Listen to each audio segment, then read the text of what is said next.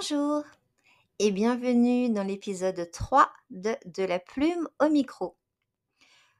Aujourd'hui, je voudrais vous partager une lecture que j'ai fait en très peu de temps, 3 heures je pense, d'un livre qui est d'une drôlerie sans nom, qui fait du bien et qui est d'Aurélie Vallogne.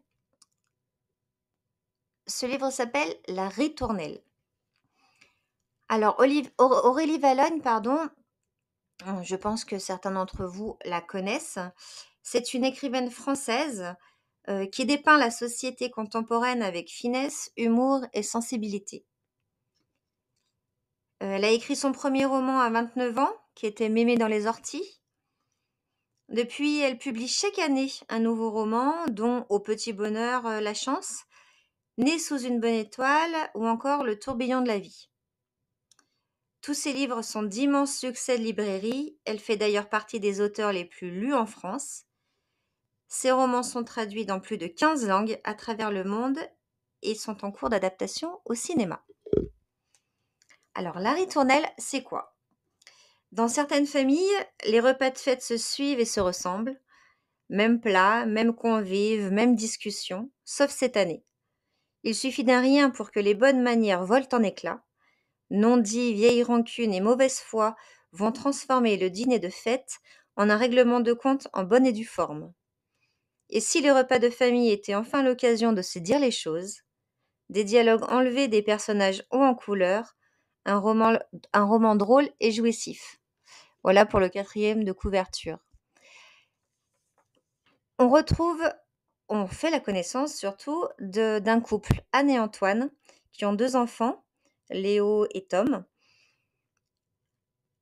Et Anne va découvrir le matin, à 7 heures du matin, au téléphone par sa maman, que le réveillon de Noël se déroulera chez eux.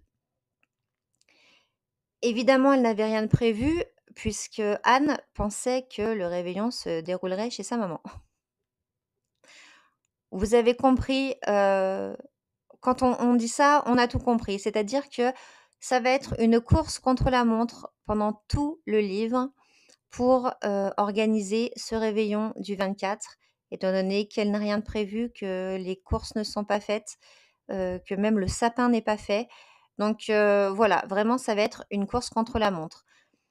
Le livre, est composé de petits chapitres et chaque chapitre commence par l'heure. C'est-à-dire que le bouquin commence à 7h12 et finit à 2h du matin. Donc on a vraiment tout le déroulement de la journée. On voit des personnages hauts en couleur, comme le dit le 4e de couverture, avec, une maman, pénible, autoritaire, malaisante, avec un beau-père qui ne déteste la maman, avec, une sœur un peu, même carrément bobo, végane, bio, une tante, qui, aime bien, boire un petit verre, heu et plus si affinité, la grand-mère qui n'entend pas grand-chose, le frère qui est doux, gentil, qui ne dit jamais rien, un mari qui est du style à mettre sa tasse, vide à côté du lave-vaisselle et Anne qui ne sait pas dire non. Voilà le tableau qu'il y aura autour de la table du 24 décembre. Des piques, des réflexions à tout va, des portes qui claquent, tout ce que j'aime. Alors je vais pas tout vous raconter parce que ça serait vous spoiler le livre et vraiment, si vous voulez le lire, voilà, il y a des petits rebondissements, il y a des choses super jolies. Donc je peux pas vous en parler, plus que ça. Je peux pas tout vous détailler, mais simplement vous parler de 2 chapitres qui se trouvent, au début du livre. Quand, Anne demande à Antoine d'aller faire les courses, évidemment, il y a rien de prévu. Donc, je vous rappelle que nous sommes le 24 décembre au matin et qu'Antoine, qui n'a pas l'habitude de faire les courses, va au supermarché. Et là, pendant 2 chapitres, c'est la rigolade. C'est vraiment Ça vaut vraiment le détour. Ces 2 chapitres sont une pépite. Un Alors je ne veux pas faire de d'amalgame, mais les hommes au supermarché, surtout Antoine qui n'a pas l'habitude, un 24 décembre, avec le monde qu'il y a et tout ce qui peut se passer, dans un supermarché le 24 décembre. Bref, c'est, c'est à mourir de rire. Ces 2 chapitres sont à mourir de rire. Rien que pour ces 2 chapitres, je vous conseille ce livre. Il est vraiment au top. Hem, Chaque famille, donc ce que j'en ai tiré, c'est que chaque famille a son lot de problèmes, évidemment. Certains personnages m'ont fait, souvent, penser à de vraies personnes que j'ai croisées ou que je connais.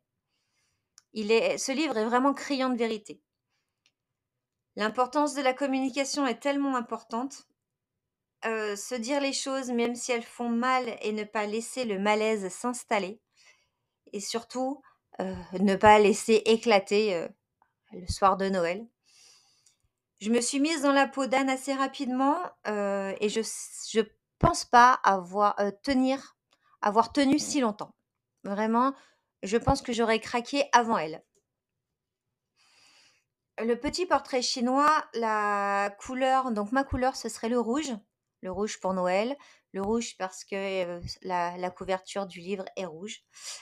Mes émotions, évidemment, le rire, un peu de malaise, un peu de gênance, mais beaucoup de rire.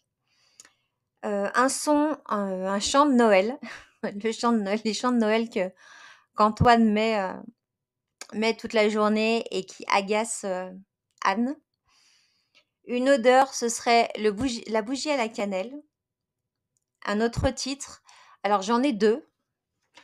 C'est le premier, ça serait, Joyeux Noël ou pas. Joyeux Noël, 3 petits points, ou pas. Et le deuxième, ce serait plutôt, Je passe l'aspirateur, ça me détend.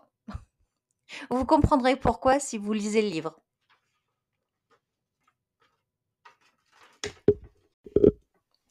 J'aime bien vous donner quelques petites citations aussi des livres.